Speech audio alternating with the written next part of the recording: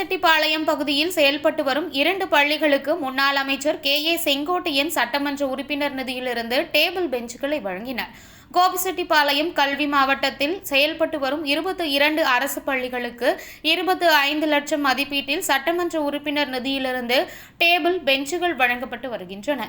அந்த வகையில் இன்று கோபிச்செட்டிப்பாளையம் அடுத்துள்ள TG புதூர் மற்றும் எல்லூர் பகுதியில் செயல்பட்டு வரும் அரசு மேல்நிலை பள்ளிகளில் டேபிள் பெஞ்ச் வழங்கும் விழா நடைபெற்றது. இங்க பாரு என்ன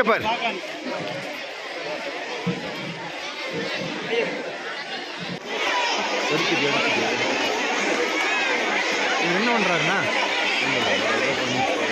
சார் ஓகே அண்ணா போதும் அண்ணா இங்க வாங்க.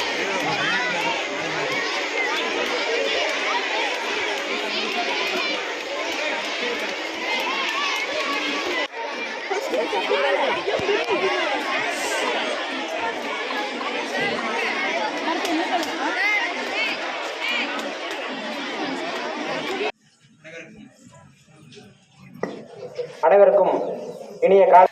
நாட்டிலே கல்வி ஒன்றால் மட்டும்தான் முடியும் என்பதை பல்வேறு நம்முடைய நாட்டுடைய யாராலும் களவாட முடியாது.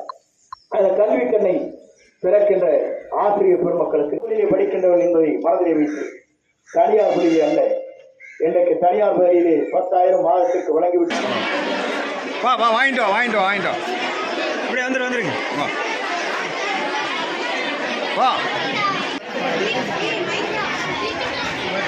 என்பது